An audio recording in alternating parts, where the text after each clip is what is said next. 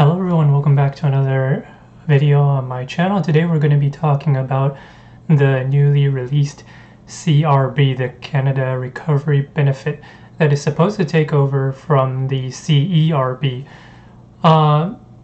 For just a really quick rundown of this, I have the page pulled up here. They passed the bill last Thursday, well technically this Thursday, so a few days ago, and they've upped the price to $500. So you are eligible for, if you're eligible, you can get $500 every single week. So it's going to match the CERB of $2,000 a month, and you are able to collect it for up to a year. So starting from September 27, 2020, and all the way until September 25, 2021, you can get a total benefit of $13,000. Now, it's basically the same. All you have to do is be 15 years old, have a valid SIN, stop working. So if you stop working ever since January or February, you can still apply for this. Or if you're working but your income is reduced, and the rest of these apply to you, right? So what I wanted to cover in this video is that the possible abuse of the CRB.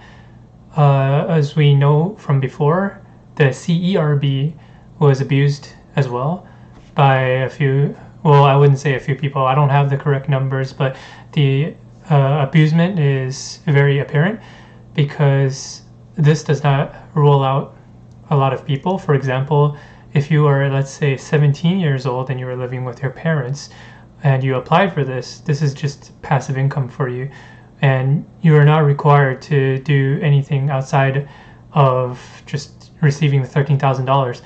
And the ironic thing about this is the government says in order to keep receiving this CRB benefit, you must be willing to go to work at any given moment. This is like a thing. Like, how does the government know that you are willing or unwilling to go to work? Let's say you went to Walmart and you are really willing to go to work, but let's say Walmart rejected you for whatever reason, right? So how is it your fault that you got rejected from a work that you were willing to do? So it's very ironic that or it's like, I don't know how to describe it, but I don't really know how they're supposed to check if you're really willing to go to work, or if the company is the one, if the company are the ones rejecting you. So if you had 5 interviews or 10 interviews lined up and it ended up being the company rejecting you, how is that supposed to be your fault that you cannot get a job, right? So I don't know how they're going to check this, but that's what they're saying, right? So it says, in general, you must actively seek employment to remain eligible, and you must apply after every 2-week period, and will be required to attest that you continue to meet the eligibility requirements. So for this part here, the same thing happened with the CERB, right? The CERB, you just clicked options, and they gave you the money. So there's no check, there's no nothing that you go through. For the CRB, you just basically apply and you get it. And down here, they have a new thing. So if you get a job, you can keep earning money up to $38,000. And once you pass that mark, they are going to claw back at a rate of 50 cents for every dollar in income. So it's a 50% clawback for whatever you earn over that amount. So for example, 40,000 in employment income and have collected CERB, you will have to repay up to 2,000 back because it's excess times 50%. I'll link all of these articles in the description below so you can go take a look. But it also goes over the EI, the CRB, the other benefits.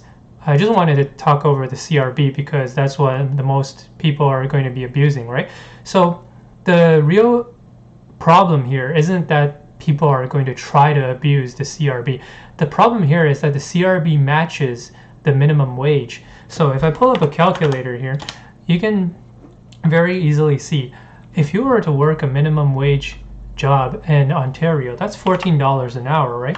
You times that by 8 and that's you get $112 a day, right? And then you times that by 5 because you work 5 days a week. You get 560. You times that by 4. This is how much you earn in a month. $2,240 in a month. Now, when you think about it, oh, it's $240 more than what the government is giving me. That's not the problem here. The problem is that you spend time at your work and going to your work, coming back from work, if you own a car or anything, all those little itty bitty expenses adds up to easily more than $240, right? So if you were just to sit at home and work on your own skills, maybe learn programming, maybe get some certifications, the $22.40 that you earn from going to work and then coming back for 8 hours or even maybe 10 hours every single day is utterly not worth for you to try and get a job that only pays you minimum wage. And that's only if the job is willing to pay you $14 an hour. If the job doesn't even pay you $14 an hour, then don't even think about trying to get a job, because clearly the government is saying if you sit at home and you work on yourself, you are going to be earning way more. You're potentially building on yourself to earn more money in the future than trying to go out there and working a low-paying job that's not even going to, that's barely even matches the amount the government gives you. And when you think about it, right, $13,000 for a year, you might think $13,000, there's no way I can survive. If you minus the cost, if you don't have a car and you only pay rent, you cook every single day, you live alone, there's absolutely no expenses for you, right? If your rent is, let's say $1,000, right? So essentially you'll have $1,000 left to spend in a month. $1,000 if you cook for yourself, you probably spend $100 every single week for your food, right? That's $400. So you're still left $600 left, right? So you have $600 left every single month, and that's a year. You're still able to save up to $7,200 by sitting at home and working on yourself, right? You can use this $7,200 any way you want. And because you are below the taxation amount for the lowest income, right? 38,000, they're going to start clawing back money. You're not going to reach that amount anytime soon, right? So it de-incentivizes people to go work, right? They're not going to be, they don't want to go work a minimum wage job after they've been fired or laid off or the company just shut down, right? So we're going to end up with a lot of people that are going to be freeloading on this, and the government is going to pay for it. I don't really think that's a problem because Canada is a wealthy country. It's got a lot of foreign investors. They got a lot of money. They can pay for all this stuff. But the main worry is whether or not these companies are going to survive, right? Because the companies, they're out there trying to find workers, and workers now have a little bit of power. They have more power than before. Before, workers had to work because they had no way of surviving. They made money so they can eat, made money so they can live. But now with this, you don't need to make money so you can live or eat. The government basically gives you the money to work, to not work, sit at home, work on yourself, and instead be able to save up money, right? So the next time you go into an interview and they're telling you, hey, maybe you go into an interview at a Walmart or No Frills, and they're telling you, can you do a lot of labor work, right? You know, like can you do the freezer? Can you do a lot of heavy lifting? Can you work the skids, things like that? And they're only willing to pay you $14 an hour. You may want to rethink that decision again, because maybe you lost your job before and now you're riding on the benefits that the government gives you. It's not all that bad. Not only do you have more time now to work on yourself, like I mentioned before, you're also able to save quite a bit of amount if you're due to your circumstances, right? And even if you do go work, you can still save up. You can save up even more, up to a total of 38,000, right? So this benefit is really good for keeping the economy going and things like that. But for people that don't really need it, but are eligible, there's no way that they're not going to go apply for this, right? Because they're not. If you don't, basically this thing is, if you don't apply for it, you're missing out. That's my personal opinion, right? If you don't need it, but you're not applying for it, you're just missing out on the benefits that the government gives you, and you're paying taxes on. If you're a taxpayer, everyone's a taxpayer, right? You're just missing out on what you are paying for the government, right? And if they're handing out benefits like this, it makes sense that, you know, all the taxes I paid before, all the stuff I paid before, I'm trying to get it back, right? And a lot of people are going to think like that, and I may not be the only one that thinks like that. So you're definitely going to see a lot of high-level abuse coming from this. And there's also these other two articles that are written a little while back, so they have 400. But I'll leave all these down below, and you can go read it, check it out. Even though it's just a new bill that's passed, maybe the terms may be updated. I'm not really sure.